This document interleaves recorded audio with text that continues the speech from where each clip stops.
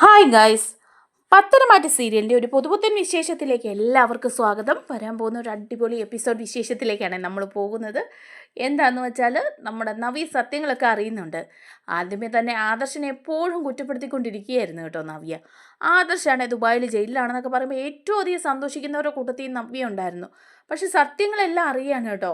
അബിയാണ് എല്ലാ കാര്യങ്ങളും ചെയ്തു കൂട്ടിയെന്നും അബിയാണ് ചന്തുമോളുടെ അച്ഛനെന്നൊക്കെയുള്ള കാര്യം അറിയുക. അങ്ങനെ നവ്യയ്ക്ക് അതങ്ങ് സഹിക്കാൻ പറ്റാതെ വരികയാണ്. അബിയെ നല്ല രീതിയിൽ അബിക്ക് കൊടുക്കുന്നുണ്ട് കേട്ടോ നവ്യ. എന്നിട്ട് നവ്യ ചില തീരുമാനങ്ങളൊക്കെ എടുക്കുക. അതിനുശേഷം നവ്യ ചെന്നിട്ട് ആദർശിൻ്റെ കാല് പിടിച്ച് കരയുന്നുണ്ട്. ആദർശിനോട് കൈകൂപ്പി മാപ്പ് പറയുന്നുണ്ട്. പറഞ്ഞു പോയ തെറ്റിനും ചെയ്തു പോയ തെറ്റിനും എല്ലാം നവ്യ ആദർശിനോട് മാപ്പ് ചോദിക്കുകയാണ് കേട്ടോ. ആ ഒരു വിശേഷങ്ങളിലേക്കാണ് നമ്മൾ പോകുന്നത്. നമ്മുടെ വീഡിയോ ഇഷ്ടമായാലൊന്ന് ലൈക്ക് ചെയ്യണേ, ഹൈപ്പ് ചെയ്യണേ, ചാനൽ കൂടി ഒന്ന് സബ്സ്ക്രൈബ് ചെയ്ത് സപ്പോർട്ട് ചെയ്യണേ. അങ്ങനെ ആ അബിയും ജലജയും കൂടി സ്വർണ്ണം അടിച്ചു മാറ്റുകയാണ് കേട്ടോ. ആ വലിയ മാല തന്നെ അടിച്ചു മാറ്റിയിരിക്കുകയാണ്. അങ്ങനെ ആദർശാണെ കണ്ടിട്ടുമുണ്ട്. നയനയും കൊണ്ട് ഹോസ്പിറ്റലിൽ നിന്ന് തിരിച്ചെത്തുക. അപ്പം നയനയോട് ആദർശ് സംസാരിക്കുമ്പോൾ പറയുന്നുണ്ടേ, അതെ നയനെ, നീ ആശുപത്രിയിൽ പോയ സമയത്ത് ഇവിടെ 2 വിഷവിത്തുക്കളില്ലേ, അവർ രണ്ടുപേരും കൂടി ഈ മുറിയിലെത്തിയെന്ന് പറയാം. അപ്പം നയന ചോദിക്കുക, അതെന്തിനാ അവർ ഈ മുറിയിലെത്തിയത്? അപ്പോൾ ആദർശ് പറയാണ്, അപ്പച്ചിയും അബിയും കൂടി വന്ന് തൻ്റെ അലമാരയൊക്കെ പരിശോധിച്ച് നോക്കിയെന്ന് പറയാം നയനയോട്. അപ്പം നയന ചോദിക്കുക, അതെന്തിനാ അവരിപ്പോൾ വന്ന് അലമാരയൊക്കെ പരിശോധിച്ചേ? ഞാനിവിടെ ഉണ്ടെന്ന് അവർക്കറിയില്ലല്ലോ. അപ്പോൾ അലമാരയിൽ എന്തെങ്കിലും ഉണ്ടോ എന്ന് അറിയാൻ വേണ്ടി നോക്കിയതാ. തൻ്റെ ആഭരണങ്ങളൊക്കെ എടുത്ത് നോക്കിയിട്ടുണ്ട്. അതിലെ മുത്തശ്ശി തന്ന പാരമ്പര്യമായിട്ട് കൈമാറി വന്ന ആ വലിയ നെക്ലേസ് ഇല്ലേ, അത് കൈക്കലാക്കിക്കൊണ്ടാണ് പോയിരിക്കുന്നതെന്ന് പറയാം. അപ്പോൾ ഉടനെ തന്നെ നയന ചോദിക്കുക, ആദർശേട്ടൻ എന്നിട്ട് ഒന്നും പറഞ്ഞില്ലേന്ന് ചോദിക്കുക. അപ്പം ഞാനിവിടെ ഇല്ലെന്നാണല്ലോ അവരുടെ വിചാരം. എന്തായാലും അത് അപ്പച്ചി എടുത്ത് സാരിക്കുള്ളിൽ വെച്ച് കൊണ്ടുപോയിട്ടുണ്ട്. അവരുടെ കയ്യിൽ തന്നെയുണ്ട്. നാളെ ഇത് നമുക്ക് കയ്യോടെ പിടിക്കണം എന്ന് പറയാണ്. അപ്പം നയന പറയും, എന്നാലും കൊള്ളാം, ഒരു നിമിഷം ഞാൻ ഈ റൂമിൽ നിന്നൊന്ന് മാറി നിന്നപ്പം അവർ ഇത്രയധികം ആർത്തി കാണിക്കുക സ്വർണത്തിനോട്. അപ്പം പിന്നെ അബിയും അപ്പച്ചിയും ഒക്കെ എന്തെല്ലാം ചെയ്തിട്ടുണ്ടാവും നമ്മുടെ ജ്വല്ലറി തകർക്കാനും ഈ കുടുംബം തകരാനും ഒക്കെ വേണ്ടിയിട്ട്. അപ്പോൾ ആദർശം പറയേ, ശരിയാ, ഇതിൻ്റെ എല്ലാം പിന്നിൽ അബി തന്നെയാ. അവൻ്റെ ബുദ്ധിയാ എന്നെ ദുബായ് ജയിലിൽ അടയ്ക്കാന്നുള്ളത്. ജ്വല്ലറിക്കാരുമായിട്ട് ചേർന്ന് അവൻ തന്നെയാണ് കളിക്കുന്നത്, അവൻ്റെ സാമ്പത്തിക ലാഭത്തിന് വേണ്ടിയിട്ട്. ഇവിടുത്തെ ജ്വല്ലറിയിൽ നിന്നൊക്കെ അവനെ പുറത്താക്കിയതോടുകൂടി അവൻ ഇനി ജ്വല്ലറി കയറാനുള്ള പരിപാടി തന്നെയാണ്. അതിനുവേണ്ടി കളിച്ച കളിയാ ഇത്. താൻ നാളെ തന്നെ പൊളിച്ചടുക്കണം എന്ന് പറയാം. അങ്ങനെ പിറ്റേ ദിവസം രാവിലെ തന്നെ നയന അവിടെ എല്ലാവരോടുമായിട്ട് പറയുകയാണേ, എൻ്റെ അലമാരയിലിരുന്ന ആഭരണങ്ങൾ കാണുന്നില്ല, അതിലൊരു വലിയ നെക്ലേസ് ഉണ്ടായിരുന്നല്ലോ മുത്തശ്ശി തന്നത്, അതും കാണുന്നില്ല എന്ന് പറയും. അപ്പോൾ ഉടനെ തന്നെ ജലജ അവിടെ പ്രത്യക്ഷപ്പെട്ടിട്ട് പറയാ, ആഹാ, നിൻ്റെ അലമാരയിലിരുന്ന ആഭരണങ്ങൾ കാണാതെ പോയിട്ടുണ്ടെങ്കിൽ അതിന് ഉത്തരവാദി നീ തന്നെയല്ലേ എന്ന് ചോദിക്കുക. അപ്പം നയന പറയുന്നുണ്ട്, അല്ല, ഞാൻ ആ സമയത്ത് ഇവിടെ ഇല്ലായിരുന്നു, ഞാൻ ആശുപത്രി പോയ സമയത്ത് ആരോ കയറി വന്നതാന്ന് പറയാം. അപ്പം മുത്തശ്ശൻ പറയുന്നുണ്ട്, പുറത്തുനിന്നുള്ള ഒരു കള്ളനും ഇവിടെ കയറാൻ സാധ്യതയില്ല, കാരണം സെക്യൂരിറ്റിയും മറ്റു കാര്യങ്ങളൊക്കെ ഉണ്ട്. CCTVയിലാണെങ്കിൽ അങ്ങനെ ഒരു ദൃശ്യങ്ങൾ വന്നിട്ടുമില്ല. പിന്നെ ആരായിരിക്കും ഇത് ചെയ്തിട്ടുണ്ടാവുക എന്ന് ചോദിക്കുക. അപ്പോൾ നയന പറയുന്നുണ്ട്, ഇതൊക്കെ അപ്പച്ചി അറിയാതെ ഒന്നും നടന്നു കാണില്ല എന്ന് പറയാം. അപ്പം ജലജ പറയും, ഇതേ വെറുതെ എന്നെ കുറ്റപ്പെടുത്താൻ നിൽക്കണ്ട കേട്ടോ. അമ്മ ഉള്ള സ്വർണ്ണാഭരണങ്ങളും വിശേഷപ്പെട്ട പൈതൃകമായിട്ട് കൈമാറി വന്നതൊക്കെ ഇവളെ ഏൽപ്പിച്ചു. അർഹതയുള്ള കൈകളിൽ ഏൽപ്പിക്കാതെ ഇവളെ ഏൽപ്പിച്ചതിൻ്റെ ഫലമായി ഇപ്പം അറിയുന്നത്. ഇവള് തന്നെ ഇത് എടുത്തിട്ട് ഇവളുടെ വീട്ടിലേക്ക് കൈമാറിയിട്ടുണ്ടാവും. എന്നിട്ടിപ്പം കാണാതെ പോയെന്നൊരു കഥ ഇറക്കുന്നതാ. അല്ലാതെ ആരാ ഇപ്പം ഇത്രയും നാളും ഉണ്ടായിട്ട് ഇപ്പം അടിച്ചു മാറ്റാൻ എന്ന് ചോദിക്കുക. അപ്പോൾ നയന പറയാണ്, അപ്പച്ചി തന്നെയാണ് ഇതെടുത്തിരിക്കുന്നത്, മറ്റാരുമല്ലെന്ന് ഉറപ്പിച്ച് പറയുകയാണേ. അപ്പോൾ ജലജയ്ക്ക് അതങ്ങ് ഇഷ്ടപ്പെടുന്നില്ല. ജലജ പറയുക, എന്താണ് നീ പറഞ്ഞത്, ഞാൻ തന്നെയാണോ? അതിന് നിൻ്റെ കയ്യിൽ എന്താ തെളിവുള്ളത്? ഞാൻ നിൻ്റെ അലമാരിയിൽ നിന്ന് സ്വർണ്ണം എടുത്തതിന് നിനക്ക് എന്തെങ്കിലും തെളിവുണ്ടോ എന്ന് ചോദിക്കുക. അപ്പോൾ ഉടനെ തന്നെ ആദർശ് അവിടെ പ്രത്യക്ഷപ്പെടുകയാണ് കേട്ടോ. ആദർശ് ഇറങ്ങി വന്നിട്ട് പറയാം, ഉണ്ട്, തെളിവുണ്ടെന്ന് പറയാം. അപ്പോൾ അബിയും ജലജയും ഞെട്ടി കണ്ണ് തള്ളി ഇങ്ങനെ നിൽക്കുകയാണ് കേട്ടോ ആദർശിനെ കാണുമ്പം. അപ്പോൾ ഇങ്ങനെ നിൽക്കും, ആദർശോ, ഇവനിവിടെ ഉണ്ടായിരുന്നു എന്നിങ്ങനെ പറയുമ്പോൾ ആദർശ് പറയാം, തെളിവുണ്ട്, ഞാൻ ആ മുറിയിലുണ്ടായിരുന്നു, 2 പേരും കൂടെ കട്ടെടുക്കുന്നത് ഞാൻ എൻ്റെ ഈ കണ്ണുകൊണ്ട് കണ്ടതാന്ന് പറയാം. അപ്പോൾ ജലജ ചോദിക്കുക, നീ ഈ മുറിയിലുണ്ടായിരുന്നോ? നീ ദുബായ് ജയിലിലാണെന്നാണല്ലോ പറഞ്ഞതെന്ന് പറയാം.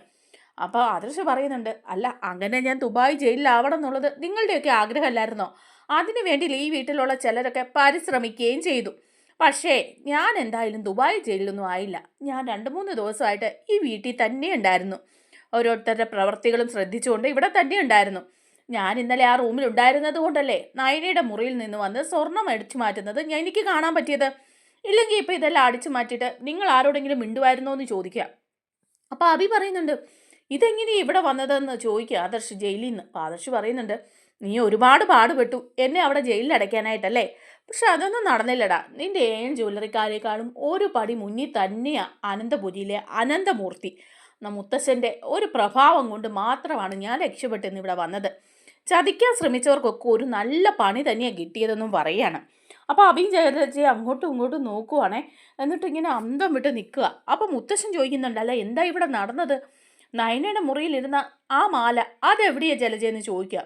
അപ്പം ജലജ പറയുന്നുണ്ട്, അച്ഛാ അത്. അപ്പം ആദർശ് പറയാം, അപ്പച്ചി ഇനി കള്ളത്തരമൊന്നും പറയണ്ട, ആ മാല എടുത്തോണ്ട് വരാൻ പറയാം. അപ്പം പിന്നെ ജലജ അബിയൊക്കെ ഒന്ന് നോക്കി ഉരുണ്ട് പരണ്ട് പോയിട്ട് ആ നെക്ലേസ് എടുത്തിട്ട് വരിക. എന്നിട്ട് ജലജ പറയുന്നുണ്ട്, ഞാനിത് അർഹതപ്പെട്ട ഒരാളാണല്ലോ എന്ന് വിചാരിച്ചാണ് എടുത്തത്. ഒരർഹതയില്ലാത്ത നായനയ്ക്ക് ഇത് കൊടുത്തത് എനിക്ക് അത്ര ഇഷ്ടപ്പെട്ടില്ല. ഞാനും ഈ കുടുംബത്തിലെ തന്നെയല്ലേ, അതുകൊണ്ട് എനിക്ക് കൂടി അർഹതപ്പെട്ടതാ ഇത്. അതുകൊണ്ടാണ് ഞാൻ ഇത് കൈവശം വച്ചതെന്ന് പറയാം. അപ്പോൾ ആ മുത്തശ്ശി ചോദിക്കുന്നുണ്ട്, അതെങ്ങനെയാണ് നിനക്ക് കൂടി അർഹതപ്പെടുന്നത്? നായനമോളുടെ കൈകളിൽ അർഹതപ്പെട്ടതായതുകൊണ്ടാണ് ഞാനത് കൊടുത്തത്. അത് നിനക്ക് കൂടി അർഹതപ്പെട്ടതൊന്നും അല്ല. ഇനി അതിനെ ചൊല്ലി തർക്കമൊന്നും വേണ്ട. അത് നയനമോക്ക് ഞാൻ കൊടുത്തതാ. അത് കട്ടെടുക്കാൻ നിനക്ക് എങ്ങനെ തോന്നിയടി എന്ന് ചോദിക്കുക. അപ്പോൾ ജലജ പറയാം, ഞാൻ ഈ വീട്ടിലേ അല്ലേ, ഞാനപ്പോൾ അത് കട്ടെടുത്തതുപോലൊന്നും വിചാരിക്കേണ്ടെന്ന് പറയണേ. അപ്പോൾ അഭിയും പറയുന്നുണ്ട്, ശരിയാ, അമ്മയ്ക്ക് കൂടി അവകാശപ്പെട്ടതല്ലേ, എല്ലാം നയനയ്ക്ക് മാത്രം കൊടുക്കാനാണോ ഇവിടെ ഇരിക്കുന്നത് എല്ലാവരും? അപ്പോൾ പറയുന്നുണ്ട് മുത്തശ്ശൻ, അതേടാ അങ്ങനെ തന്നെയാ. നിന്റെ അമ്മ ഒരു പെരുങ്കള്ളിയാ. സ്വർണത്തിനോടും പണത്തിനോടും ആർത്തി മൂത്ത് കുശുമ്പും കുഞ്ഞായ്മയും കൊണ്ട് നടക്കുന്ന ഒരു വിഷവിത്ത്. അവളുടെ മകനല്ലേ നീ. നിനക്കും ആ ഗുണങ്ങൾ ധാരാളം കിട്ടിയിട്ടുണ്ട്. നീയല്ലേ ഈ കുടുംബം തകർക്കാൻ നോക്കുന്നത്. നമ്മുടെ ജ്വല്ലറിക്കെതിരെ കളിക്കുന്നതും നീയാണെന്നുള്ള വിവരം എനിക്ക് നന്നായിട്ട് അറിയാം. ആദർശിനെ ദുബായ് ജയിലിൽ അടപ്പിക്കാൻ വേണ്ടിയിട്ടുള്ള കാര്യങ്ങളൊക്കെ ചെയ്തതും നീയാണെന്നുള്ളത് എനിക്ക് നന്നായിട്ടറിയാം. അങ്ങനെയുള്ള നിന്നെ എന്ത് പറഞ്ഞാലും മതിയാവില്ല. നിന്റെ അമ്മ ഈ ചെയ്തു കൂട്ടിയതിനെ ഇനി ഇവളെ തല്ലിയിട്ട് യാതൊരു കാര്യമില്ല. ഇവളെ ആവശ്യത്തിന് തല്ലി വളർത്താത്തതിൻ്റെ കുറവാണ് ഇങ്ങനെ വന്നത്. ഈ ഞാൻ ചെയ്ത ഒരേ ഒരു തെറ്റ് ഇവളെ ഈ വീട്ടിൽ എടുത്തു വളർത്തി സ്നേഹിച്ച് കൊണ്ടുവന്നെന്നുള്ളതാ. അതിൻ്റെ ശിക്ഷ എനിക്ക് ധാരാളം കിട്ടുന്നുണ്ട്. ഇനിയിപ്പോൾ ഇവളെ തല്ലിയിട്ട് കാര്യമില്ല. നീ ഇങ്ങോട്ട് നീങ്ങിക്കാൻ പറഞ്ഞ് അബിക്കിട്ട് കൊടുക്കുകയാണ് കേട്ടോ. കാരണം നോക്കി മുത്തശ്ശൻ കൊടുക്കുക. എന്നിട്ട് പറയുന്നുണ്ട്, നിന്റെ അമ്മ ഈ ചെയ്ത് കൂട്ടുന്നില്ലേ, അതിനൊക്കെ കാരണക്കാരൻ നീയും കൂടിയാണ്. അതുപോലെ തന്നെ നീയും ഈ കുടുംബത്തിനെതിരെ കളിക്കുന്നുണ്ട്. നിങ്ങൾക്ക് രണ്ടുപേർക്കും ഒരു വിചാരമുണ്ട്, ഒരു ധാരണയുണ്ട്, ഈ കുടുംബത്തിൽ എന്ന് നിലനിന്ന് പോകാമെന്ന്. നിന്റെ ഭാര്യ നവ്യയും കുഞ്ഞിനെയൊക്കെ ഓർത്തിട്ടാ നിങ്ങൾ രണ്ടും ഇപ്പം ഈ വീടിൻ്റെ അകത്ത് നിൽക്കുന്നത്. അല്ലെങ്കിൽ രണ്ടിനെ അടിച്ച് പുറത്താക്കിയേനെ. ആ ഒരു അഹങ്കാരം ഇനി വേണ്ട. ഇനി ഇതുപോലെ എന്തെങ്കിലും ആവർത്തിച്ച രണ്ടിൻ്റെ സ്ഥാനം ഈ അനന്തപുരിക്ക് പുറത്തായിരിക്കുമെന്ന് മുത്തശ്ശൻ പറയുക. അപ്പോൾ ആബിയും അടി കൊണ്ട് തൂത്ത് പെറുക്കി അങ്ങ് പോവുകയാണ് കേട്ടോ. അങ്ങനെ നവ്യ ആ സമയത്താണെങ്കിൽ വീട്ടിലൊന്നുമില്ല. നവ്യ മോഡലിംഗ് ഒക്കെ ചെയ്യാൻ പോയിരിക്കുക. അത് കഴിയുമ്പോൾ നവ്യ വരുന്നുണ്ട്, ഭയങ്കര അഹങ്കാരത്തോടെ വരിക. അപ്പോൾ ജലജയുടെയും അബിയുടെയും പത്തി താന്നിങ്ങനെ നിൽക്കുക. അപ്പം നവ്യ വന്നിരുമ്പോഴേക്കും ആകെ വിഷമിച്ചിരിക്കുന്ന അബിയെയും ജലജയും കാണുമ്പോൾ ചോദിക്കുക, എന്താ എന്താ നിങ്ങളിങ്ങനെ വിഷമിച്ചിരിക്കുന്നത്? രണ്ടുപേരുടെയും മുഖം എന്താ വല്ലാതിരിക്കുന്നത്? അബി, നിന്റെ മുഖം എന്താ ഇങ്ങനെ ഇരിക്കുന്നത്? വീങ്ങിയിരിക്കുന്നുണ്ടല്ലോ. നിന്നെ ആരെങ്കിലും തല്ലിയോ ഉപദ്രവിച്ചോ എന്ന് ചോദിക്കുക. അപ്പം ജലജ പറയുന്നുണ്ട്, പിന്നെ ഉപദ്രവിക്കാതെ അച്ഛൻ അബിക്കിട്ട് 2 എണ്ണം കൊടുത്തു എന്ന് പറയാണ്. അപ്പം നവ്യ ചോദിക്കുക, അതെന്തിനാ ഇപ്പം അവനെ തല്ലിയത്? എല്ലാത്തിനും അവൻ്റെ തലയിലേക്ക് കയറാമെന്ന് ഇവിടെയുള്ളവർക്ക് ധാരണയുണ്ട്. അതുകൊണ്ടല്ലേ ഇങ്ങനെ ചെയ്തത്? എന്തിനാടാ അബി നിന്നെ തല്ലിയതെന്ന് ചോദിക്കുക. അപ്പോൾ അബി പറയുന്നുണ്ട്, എന്തിനാ സ്ഥിരം തന്നെ ആദർശിനെ അപായപ്പെടുത്താൻ ശ്രമിച്ചത് ഞാനാണെന്ന് പറഞ്ഞ്. നീ ഒരു കാര്യം അറിഞ്ഞോ? ആ ആദർശ് എന്ന് പറയുന്നവൻ ഈ വീട്ടിലുണ്ട്. പെരും കള്ളനല്ലേ അവൻ. അവൻ ദുബായ് ജയിലിലാണെന്ന് പറഞ്ഞ് നമ്മളൊക്കെ ഇരിക്കുക. പക്ഷേ ദേ അവൻ അവൻ്റെ മുറിയിൽ അടച്ചിട്ടിരിപ്പുണ്ടായിരുന്നു. നിന്റെ അനുജത്തിയില്ലേ നയന, അവൾക്ക് ഈ വിവരങ്ങളൊക്കെ അറിയായിരുന്നു. അപ്പം നവ്യ പറയാ, അപ്പം ആദർശ് ജയിലിലല്ലേ? ജയിലിലൊന്നും അല്ല, നമ്മൾ വിചാരിച്ചതൊക്കെ തെറ്റിദ്ധരിക്കപ്പെട്ടതാ. ഈ വീട്ടിൽ മറ്റെല്ലാവർക്കും ഈ വിവരം അറിയായിരുന്നു അവൻ ഈ വീട്ടിലുണ്ടെന്ന്. നമ്മളെ പരീക്ഷിക്കാൻ വേണ്ടിയിട്ട് അവൻ ഒളിച്ചിരിക്കുകയാണ്. ഇതിനെല്ലാം നിന്റെ അനിയത്തി കൂടി കൂട്ടായിരുന്നെന്ന് പറയാണ്. അപ്പം നവ്യ പറയാ, ചുമ്മാതല്ല, അവൾക്കൊരു വിഷമമൊന്നും ഇല്ലാതിരുന്നതെന്ന് പറയാം. അപ്പം ജലജയ പറയാം, അതെ, അതുകൊണ്ട് തന്നെയാണ് ഏടത്തേക്കും അവൾക്കൊന്നും ഒരു വിഷമവും ഇല്ലാതിരുന്നത്. നമ്മളെവിടെ എല്ലാവരും കൂടെ പൊട്ടം കളിപ്പിക്കുക. അതെല്ലാം ചോദ്യം ചെയ്തപ്പം കാരണത്തിനടിച്ച് ഒതുക്കാൻ നോക്കി ആ മുത്തശ്ശൻ എന്ന് പറയാണ്. അപ്പം നവി പറയുന്നുണ്ട്, എന്നാ ഇത് ചോദിച്ചിട്ടേ ഉള്ളല്ലോ. അങ്ങനെ ഈ വീട്ടിൽ എല്ലാവരെയും പൊട്ടം കളിപ്പിക്കാനിരിക്കുന്നത് എന്തിനാ?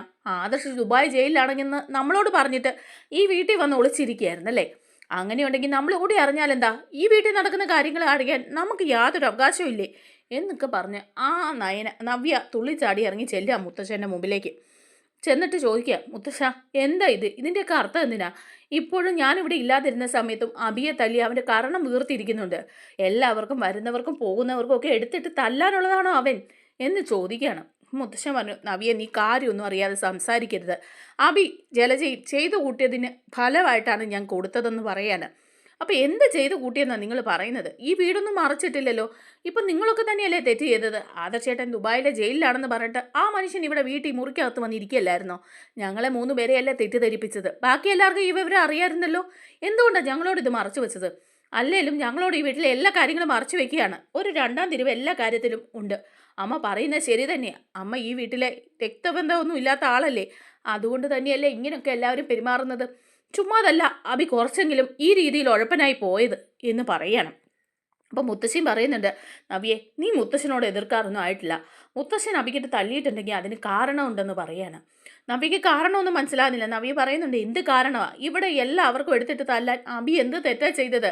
അവൻ ഈ ജുവലറിയിൽ ഒരു സ്ഥാനം പോലും ഇല്ല. ജുവലറികളിൽ നിന്നെല്ലാം അവനെ പുറത്താക്കി. ഈ വീട്ടിൽ നിന്ന് ഇവിടുത്തെ സ്ഥാപനങ്ങളിൽ നിന്ന് 1 രൂപ ശമ്പളം അവന് കൊടുക്കുന്നില്ല. ഇപ്പോൾ ഞാൻ പോയി മോഡലിംഗ് ചെയ്ത് കൊണ്ടുവരുന്ന പണം കൊണ്ടാണ് ഞാനും എൻ്റെ കുഞ്ഞും ഒക്കെ കഴിഞ്ഞു പോകുന്നത്. അങ്ങനെയുള്ളിടത്ത് എന്തിനാണ് അവിയെ തല്ലിയെന്ന് എനിക്കറിയണം. അവനെൻ്റെ കുഞ്ഞിൻ്റെ അച്ഛനല്ലേ എന്നൊക്കെ ചോദിക്കുക. അപ്പം മുത്തശ്ശൻ പറയുന്നുണ്ട്, നീ ആ ജുവലറിക്കാരൻ ആയിട്ട് കൂടി ചെയ്യുന്ന കാര്യങ്ങളെ അത്ര നല്ലതെന്ന് നവിയെ മനസ്സിലാക്കിക്കൂ. അബിയും ജലജയൊക്കെ ചിലപ്പോൾ നിന്നെ അതിന് പ്രോത്സാഹിപ്പിക്കുന്നുണ്ടാവും. കാരണം അവരുടെ ലക്ഷ്യം മൂർത്തീസ് ജ്വല്ലറി തകർക്കുക എന്നുള്ളതാ എന്ന് പറയുമ്പോൾ നവ്യ പറയാം, അതൊന്നും അല്ല, അവരാരും പ്രോത്സാഹിപ്പിച്ചിട്ടൊന്നുമല്ല, ഇത് എൻ്റെ കൂടെ ഒരു വാശിയാണ് എന്ന് പറഞ്ഞ് കയറി പോവാണ് കേട്ടോ. അപ്പോഴും നവ്യയ്ക്ക് കാര്യങ്ങളൊന്നും മനസ്സിലാവുന്നില്ല. അപ്പം മുത്തശ്ശനോട് പറയുന്നുണ്ട്, ദേ നിങ്ങൾ കണ്ടില്ലേ നവ്യ ദേഷ്യപ്പെടുന്നത്? അവളുടെ മനസ്സിൽ ഇപ്പോഴും അഭിയും ജലജയും ഒക്കെ ചെയ്യുന്നത് ശരിയാ. ഇതിൻ്റെ സത്യാവസ്ഥ എന്താണെന്ന് വെച്ചാൽ നമുക്കൊന്ന് മനസ്സിലാക്കി കൊടുക്കണ്ടേന്ന് ചോദിക്കുക. മുത്തശ്ശൻ പറയുന്നുണ്ട്, ഇതിൻ്റെ അവസാന വാക്ക് എന്താവുമെന്ന് ഞാൻ തീരുമാനിച്ചിട്ടുണ്ട്. ഇനി എത്ര വരെ അവൾ പോകുമെന്നറിയട്ടെ. അതിനുശേഷം ഈ സത്യം ഞാൻ വെളിപ്പെടുത്തി തന്നെ കൊടുക്കുമെന്ന് പറയുകയാണ് കേട്ടോ. അങ്ങനെ നവ്യ ആകെപ്പാടെ ദേഷ്യത്തിൽ അകത്തേക്ക് കയറി പോയിരിക്കണം. അപ്പോഴാണ് നമ്മുടെ പാവം ചന്തുമോള് അതുവഴി വരുന്നത് കേട്ടോ. ചന്തുമോള് നവ്യയുടെ കുഞ്ഞിനെ കണ്ടിട്ട് കുഞ്ഞ് പതുക്കെ ഇങ്ങനെ നടക്കുന്നൊക്കെയുണ്ട്. ഇങ്ങനെ വാതുക ചേർന്ന് നോക്കി നിൽക്കുകയാണ്. നോക്കി നിൽക്കുമ്പോഴേക്കും കുഞ്ഞിനെ ഇങ്ങനെ വാവേ വാവേ എന്നൊക്കെ വിളിച്ച് നിൽക്കുക. അപ്പം നവ്യ റൂമിലുണ്ട്. നവ്യ തലേ ദേഷ്യത്തിൽ തന്നെയാണല്ലോ. അപ്പം നവ്യ കൊച്ചിനെ ഒച്ച കേട്ട് നോക്കുമ്പോൾ ചന്തുമോള് വാതുക്കെ വന്നിങ്ങനെ നിൽക്കുന്നു. അപ്പോൾ പെട്ടെന്ന് നവ്യ ചോദിക്കുക, എന്തിനാടി ഇവിടെ വന്ന് നിൽക്കുന്നതെന്ന് ചോദിക്കുക. അപ്പോൾ ചന്തുമോള് പറയുന്നുണ്ടേ, അതെ ഞാൻ കുഞ്ഞുവാവെ കാണാൻ വേണ്ടി വന്നതാ എന്ന് പറയാം. കുഞ്ഞുവാവെ കാണാൻ വരാൻ നിന്നോടാരാ പറഞ്ഞേ? നിന്നെ പോലെ ഒരു അസത്തിനോട് ഇങ്ങോട്ട് വരരുതെന്ന് ഞാൻ പല പ്രാവശ്യം പറഞ്ഞിട്ടില്ലേ? പിന്നെ നീ എന്തിനാ എൻ്റെ മുറിയുടെ വാതുക്കെ വന്ന് നിൽക്കുന്നത്?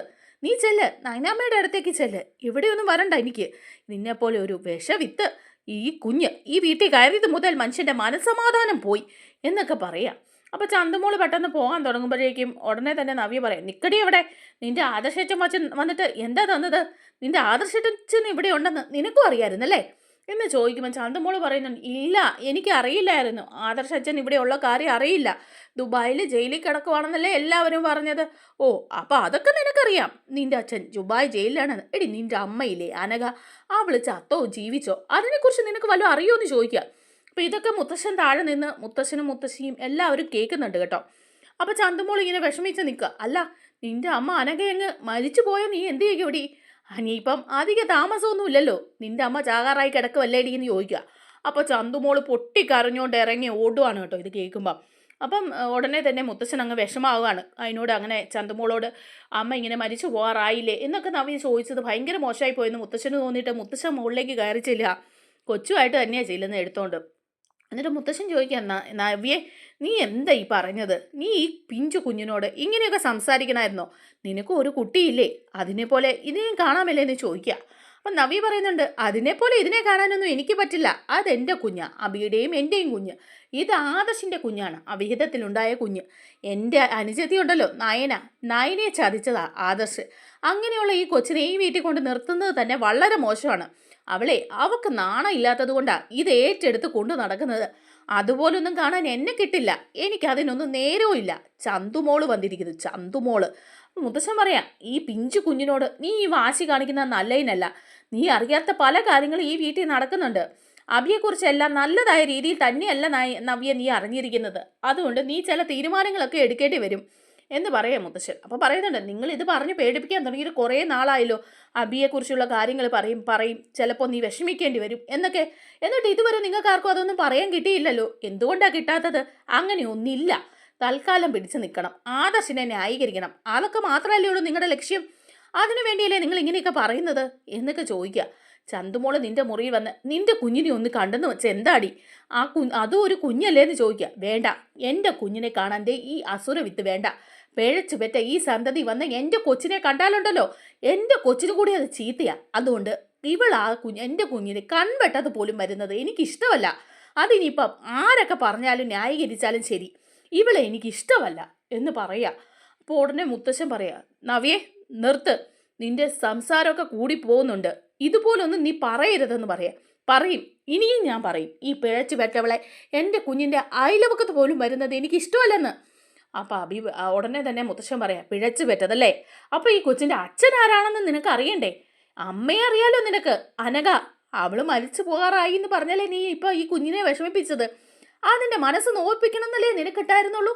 എന്നാൽ നീ ഒരു കാര്യം കേട്ടോ, ഈ കുഞ്ഞിൻ്റെ അച്ഛനും നിന്റെ കൊച്ചിൻ്റെ അച്ഛനും ഒരാൾ തന്നെയാ, അബി. അപ്പൊ നവ്യ ഇങ്ങനെ ഒരു നിമിഷം ഇങ്ങനെ നിൽക്കുക, എന്നിട്ട് ഇങ്ങനെ ചിന്തിക്കൂ. എന്നിട്ട് പറയാ, ഓ ഇനിയിപ്പോൾ അടുത്ത കള്ളക്കഥയും കൊണ്ട് വന്നു, അബിയുടെ കുഞ്ഞാണെന്ന്. ആദർശിൻ്റെ കുഞ്ഞായതുകൊണ്ട് മാത്രമാണല്ലോ ഈ കുഞ്ഞിന് ഈ അനന്തപുരിയിൽ നിൽക്കാൻ പറ്റിയത്. ഇവിടെ കൊണ്ടുവന്ന് സ്വന്തം കുഞ്ഞിനെ പോലെ നയനയും ആദർശം നോക്കുന്നത്. എന്നിട്ടിപ്പം അതെല്ലാം മാറിയിട്ട് അബിയുടെ കൊച്ചാണെന്ന് പറയുന്നു. എല്ലാം അബിയുടെ തലയിലേക്ക് തന്നെ വച്ചു. അവനാണല്ലോ ഇങ്ങനെ ചെണ്ട എന്ന് പറയാ. മുത്തശ്ശൻ പറയുന്നുണ്ട്, അപ്പം നിനക്ക് വിശ്വാസമൊന്നും ആയില്ലല്ലേ? അബിയുടെ കുഞ്ഞാണ് ചന്തുമോളെന്നുള്ളത് ഞാൻ പറഞ്ഞിട്ട് നിനക്ക് വിശ്വാസമായില്ലല്ലേ? ഈ ചന്തുമോളെ ഇവിടെ നിർത്തിയിരിക്കുന്നത് എന്തുകൊണ്ടാണെന്നറിയാവോ? ആദർശം നയനെയും സ്വന്തം കുഞ്ഞിനെ പോലെ നോക്കുന്നത് എന്തുകൊണ്ടാണെന്നറിയാവോ? നിന്റെ ജീവിതം തകരാതിരിക്കാൻ, നിന്റെ ജീവിതം രക്ഷിക്കാൻ വേണ്ടിയിട്ടാണ് ആദർശ് ഈ നാണക്കേട് ഏറ്റെടുത്തിരിക്കുന്നത്. അറിയുവോ? അനാമികയും മറ്റുള്ളവരും എല്ലാം ആദർശിനെ പഴിച്ചപ്പോഴും മാധ്യമങ്ങൾക്ക് മുമ്പിൽ വലിച്ചു കീറാൻ ഇട്ടുകൊടുത്തപ്പോഴും ചന്തുമോളെ സ്വന്തം കുഞ്ഞല്ല എന്ന് ആദർശ് പറഞ്ഞിട്ടില്ല, നയനയും പറഞ്ഞിട്ടില്ല. സ്വന്തം കുഞ്ഞിനെ പോലെ അതിനെ നോക്കുന്നത് അതിൻ്റെ മനസ്സ് വേദനിക്കാതിരിക്കാനാ, കൂടെ നിന്റെയും നിന്റെ കുഞ്ഞിൻ്റെയും. അപ്പം നവ്യ ചോദിക്കുക, അതെന്താ? അവ ആദർശിൻ്റെ കൊച്ചായിട്ടല്ലേ? അല്ലെങ്കിൽ പിന്നെ നിങ്ങളെല്ലാവരും ഈ കുഞ്ഞിനെ ഇവിടെ കയറ്റില്ല എന്ന് എനിക്കറിയാമല്ലോ. അങ്ങനെ നീ തർക്കിക്കാൻ വരട്ടെ. നിന്റെ അബിയുടെ കുഞ്ഞ് തന്നെയാ ചന്തുമ്പോൾ. നിന്റെ ജീവിതം തകരല്ലെന്ന് ഓർത്താ നിന്റെ അനിയത്തിയും അതുപോലെ ആദർശും ഇതൊക്കെ സഹിക്കുന്നത്. നിന്റെ അച്ഛനും അമ്മയ്ക്കും എല്ലാവർക്കും, നിനക്കൊഴികെ എല്ലാവർക്കും, നിന്റെ അമ്മായിയമ്മയ്ക്ക് വരെ ഈ വിവരം അറിയാം. അബി എന്ന് പറയുന്ന ആ പെരുങ്കള്ളനുണ്ടല്ലോ, അവനെ നിന്നെ ചതിക്കുകയായിരുന്നു. അവൻ ഇപ്പോഴും മിണ്ടുന്നില്ല. സ്വന്തം കുഞ്ഞിനെ മറ്റൊരുത്തിൻ്റെ കുഞ്ഞാണെന്ന് പറഞ്ഞ് അവൻ തള്ളി വിട്ടിരിക്കുക ആദർശിൻ്റെ തലയിലേക്ക്. എന്നിട്ട് നാണമില്ലാതെ ഞെളിഞ്ഞ് നടക്കുക അവൻ. അതുമാത്രമോ, അവൻ ചെയ്തതെന്താണ്? സത്യങ്ങൾ അറിയേണ്ട DNA ടെസ്റ്റിൻ്റെ റിസൾട്ട് കിട്ടുകയും ചെയ്യുന്നവരെ അവൻ ആദർശിൻ്റെ കുഞ്ഞാണെന്ന് ഇവിടെ എല്ലാവരോടും വാദിക്കുകയായിരുന്നു. അത്രയ്ക്ക് ചതിയനാ. ഇപ്പോഴും ആ കുഞ്ഞിനെ സ്നേഹത്തോടെ ഒന്ന് നോക്കാനോ അതിൻ്റെ മുഖത്ത് നോക്കി ഒന്ന് സംസാരിക്കാനോ ആ ദുഷ്ടനെ കൊണ്ട് പറ്റുന്നില്ല. അവൻ്റെ കുഞ്ഞായിട്ട് പോലും ഇപ്പോഴും അതിനെ തള്ളിപ്പറയുന്ന ദുഷ്ടനാവൻ എന്ന് പറയാം. അപ്പം മുത്തശ്ശൻ പറഞ്ഞിട്ട് ഇതൊന്നും വിശ്വസിക്കാതെ ഇങ്ങനെ നിൽക്കുകയാണല്ലോ നവ്യ. അപ്പം പെട്ടെന്ന് നയന പോയിട്ട് ആ DNA ടെസ്റ്റിന് റിസൾട്ട് കൊണ്ടുവന്ന് നവ്യയെ കാണിക്കുക. ഇത് കണ്ടോ ചേച്ചി, നോക്ക്, DNA ടെസ്റ്റിന് റിസൾട്ട്. ഇതൊക്കെ ഞങ്ങൾക്ക് എന്നേ കിട്ടിയതാണെന്നറിയാമോ? അത് ചേച്ചിയുടെ ജീവിതം തകരരുതെന്ന് ഓർത്ത് മാത്രമാണ്, ചേച്ചിയും കുഞ്ഞും ഈ വീട്ടിലുണ്ടാവണമെന്ന് വിചാരിച്ചിട്ട് മാത്രമാണ് ഇതൊക്കെ ഇങ്ങനെ ഞങ്ങൾ കൈ കരുതി വെച്ചത്. ചേച്ചിയും കുഞ്ഞും ഈ വീട്ടിൽ നിന്ന് ഒരിക്കലും ഇറങ്ങിപ്പോകാൻ പാടില്ല എന്ന് മുത്തശ്ശനും മുത്തശ്ശിക്കും ആഗ്രഹം ഉണ്ടായിരുന്നു എന്ന് പറഞ്ഞ് ഇത് കാണിക്കുമ്പോൾ നവ്യ മേടിച്ച് നോക്കുക. നോക്കിക്കഴിയുമ്പോൾ ജലജ അതുവഴി വരികയാണേ. അപ്പം ജലജയുടെ നേരെ നോക്കുക. ജലജ ഇതെല്ലാം കേട്ടിട്ട് നിൽക്കുക. അപ്പം ജലജയോട് ചോദിക്കുക നവ്യ, അമ്മ ഈ പറഞ്ഞൊക്കെ സത്യമാണോ? അബിയുടെ കുഞ്ഞു തന്നെയാണോ ചന്തുമോള്? നിങ്ങൾ ആരെങ്കിലും ഒന്ന് പറയാൻ പറയുമ്പം ജലജ ഒന്നും മിണ്ടാതെ തല കുനിച്ച് നിൽക്കുക. അപ്പം നവ്യയ്ക്ക് കാര്യം പിടികിട്ടി കേട്ടോ. നവ്യയ്ക്ക് പിന്നെ അങ്ങോട്ട് ദേഷ്യം വരികയാണ്. നവ്യ പറയാ, എല്ലാവരും എന്നിൽ നിന്ന് ഇത് മറച്ചു വെക്കുകയായിരുന്നല്ലേ? ആ ദുഷ്ടൻ അബി, അവൻ എന്നെ ചതിക്കുകയായിരുന്നല്ലേ? അവൻ ചതിക്കുമെന്ന് ഞാൻ 100 വട്ടം എൻ്റെ മനസ്സ് പറഞ്ഞിട്ടും പിന്നെയും ഞാനത് വിശ്വസിച്ചു. നിങ്ങളെല്ലാവരും എന്നെ പറ്റിക്കുന്നതാണെന്ന് വിശ്വസിച്ചു. എന്നിട്ട് ഇപ്പം എനിക്കെല്ലാം കിട്ടി, സന്തോഷമായി. ഈ നവ്യക്കെല്ലാം കിട്ടി. അവനേതേ അവസാനം വരെ ന്യായീകരിച്ചതിനുള്ള സമ്മാനം എനിക്ക് കിട്ടി. ഈ എന്നെ ചതിക്കാൻ വേണ്ടി നിങ്ങളും കൂട്ടുവന്നു, മുത്തശ്ശനും മുത്തശ്ശിയും ആ നയനയും എല്ലാവരും. ഇല്ലെങ്കിൽ ഞാനിങ്ങനെ ചതിക്കപ്പെടില്ലായിരുന്നു. നേരത്തെ തന്നെ സത്യം അറിഞ്ഞാനെ പൊട്ടൻ ആട്ടം കാണുന്ന പോലെ എനിക്കിങ്ങനെ കളിക്കേണ്ടി വരില്ലായിരുന്നു എന്നൊക്കെ പറയുക നവ്യെ. അപ്പം എല്ലാവർക്കും ഒരു തരി വിഷമമൊക്കെ ഉണ്ട്. നവ്യെ പറയാം, ഇനിയിപ്പം ഇവിടെ അബിയുടെ കൂടെ നിന്നിട്ട് കാര്യമില്ല. അനഘ എന്ന് പറയുന്ന ആ പെൺകുട്ടിയുടെ ജീവിതം പിച്ച് ചീന്തിയവനവൻ. എന്നിട്ട് അതിനെ മരണത്തിലേക്ക് തള്ളിവിട്ടിട്ട് നാണമില്ലാതെ നടക്കുന്ന അവൻ്റെ കൂടെ ഇനിയും ഞാൻ ജീവിക്കണം എന്നാണോ നിങ്ങൾ പറയുന്നത്? അപ്പം മുത്തശ്ശൻ പറയാം, മോളെ നീ എടുത്തു ചാടി ഒരു തീരുമാനം എടുക്കരുത്. നീയും കുഞ്ഞും ഈ വീട്ടിൽ വേണം, അനന്തപുരിയുടെ സന്തതിയത് എന്ന് പറയാണ്. അപ്പോഴേക്കും നയനയും പറയുന്നുണ്ട്, ചേച്ചി ഇങ്ങനെ ഒന്നും തുടങ്ങരുത്. ചേച്ചി ഇപ്പം പിടങ്ങി അങ്ങോട്ട് ചെന്ന് കഴിഞ്ഞാൽ അച്ഛനും അമ്മയ്ക്കും ഒക്കെ വിഷമാവും. അവർക്കൊന്നും ഇത് താങ്ങാൻ പറ്റില്ല. ആര് താങ്ങിയാലും താങ്ങിയില്ലേലും ഇനി അബിയുടെ ഒപ്പം ഒരു ജീവിതം എനിക്ക് വേണ്ട. അവനെപ്പോലെ ഒരു പെരുങ്കള്ളൻ്റെ കൂടെ ജീവിച്ചാൽ എൻ്റെ കുഞ്ഞിൻ്റെയും ജീവൻ എന്ത് വിലയുള്ളത്? ഒരു ദിവസം ഞങ്ങളെ അവൻ കഴുത്ത് ഞെരിച്ച് കൊല്ലില്ല എന്ന് പറയാൻ പറ്റുമോ? അവൻ്റെ ജീവിതത്തിൽ എന്തെങ്കിലും ഒരു തടസ്സം ഉണ്ടായാൽ എന്നെയും കുഞ്ഞിനെ ഇല്ലാതാക്കാൻ അവൻ നോക്കില്ലേ? അവൻ്റെ കൂടെ ഞാനും എൻ്റെ കുഞ്ഞ് ജീവിക്കണം എന്നാണോ പറയുന്നത്? ഈ നവിക്ക് ആത്മാഭിമാനമുണ്ട്. ഞാനിപ്പോഴും ജോലി ചെയ്ത് തന്നെയാണ് ജീവിക്കുന്നത്. അതുപോലെ തന്നെ ജോലി ചെയ്ത് ഞാൻ എൻ്റെ കുഞ്ഞിനെ നോക്കിക്കോളാം.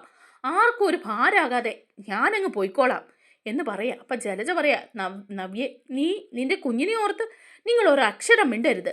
നിങ്ങളുടെ മകൻ്റെ ഇങ്ങനെ ആയതിന് കാരണക്കാരി നിങ്ങൾ ഒരുത്തി മാത്രമാണ്. അവനെ ഈ രീതിയിൽ വളർത്തിക്കൊണ്ടുവന്ന നിങ്ങളാണ് ഇതിനെല്ലാം കാരണം. എത്ര പെൺകുട്ടികളെയാണ് അവൻ ചതിച്ചിരിക്കുന്നത്. ഈ പാപമെല്ലാം കൂടെ നിങ്ങൾ എവിടെ കൊണ്ട് വയ്ക്കും എന്ന് ജലജയോട് ചോദിക്കുക. അതിനുശേഷം ആദർശം അവിടെ നിൽപ്പുണ്ട്. ആദർശിൻ്റെ അടുത്തേക്ക് പോവുക നവ്യ. എന്നിട്ട് ആദർശിൻ്റെ നേരെ നിന്ന് കൈ കൂപ്പിക്കൊണ്ട് കരഞ്ഞുകൊണ്ട് നവ്യ പറയാ, ആദർശേട്ടാ, ഞാൻ ആദർശേട്ടനെ ഒരുപാട് തെറ്റിദ്ധരിച്ചു, ഒരുപാട് കുറ്റപ്പെടുത്തി, ഒരിക്കലും പറയാൻ പാടില്ലാത്ത മോശപ്പെട്ട വാക്കുകളെല്ലാം പ്രയോഗിച്ചു. ചന്തുമോളുടെ അച്ഛൻ ആദർശേട്ടനാണെന്നും നയനയുടെ ജീവിതത്തിൽ ആദർശേട്ടൻ നയനയെ ചതിക്കുകയായിരുന്നുവെന്നും എൻ്റെ മനസ്സിൽ വന്ന ആ ഒരു വിഷമം കൊണ്ടാണ് ഞാനത് പറഞ്ഞത്. അഭിയും അങ്ങനെയാണ് എന്നെ ധരിപ്പിച്ചു വെച്ചത്. ആദർശേട്ടനോട് ഞാൻ ഒരുപാട് മാപ്പ് ചോദിക്കുന്നു. ആദർശേട്ടനെ ഞാൻ ഒരുപാട് കുറ്റപ്പെടുത്തി, നയനയും കുറ്റപ്പെടുത്തി. അതിനൊക്കെ ഞാൻ എന്ത് മാപ്പ് പറഞ്ഞാലും തീരില്ല എന്ന് എനിക്കറിയാം. എങ്കിലും ആദർശേട്ടൻ എനിക്ക് മാപ്പ് തരണം. ആദർശേട്ടൻ്റെ മനസ്സ് ഒരു നിമിഷമെങ്കിലും വേദനിച്ചിട്ടുണ്ടെങ്കിൽ അതൊന്നും എൻ്റെ ജീവിതത്തെ, എൻ്റെ കുഞ്ഞിൻ്റെ ജീവിതത്തെയും ബാധിക്കരുത്. അതിനു വേണ്ടി ഞാൻ മാപ്പ് ചോദിക്കുക, ആദർശേട്ടൻ്റെ കാല് പിടിക്കുക എന്നൊക്കെ പറഞ്ഞ് നവ്യ ആദർശിനോട് മാപ്പ് ചോദിക്കുന്നുണ്ട് കേട്ടോ. നമ്മുടെ വീഡിയോ ഇഷ്ടമായാലൊന്ന് ലൈക്ക് ചെയ്യണേ, ഹൈപ്പ് ചെയ്യണേ, ചാനൽ കൂടി ഒന്ന് സബ്സ്ക്രൈബ് ചെയ്ത് സപ്പോർട്ട് ചെയ്യണേ. താങ്ക്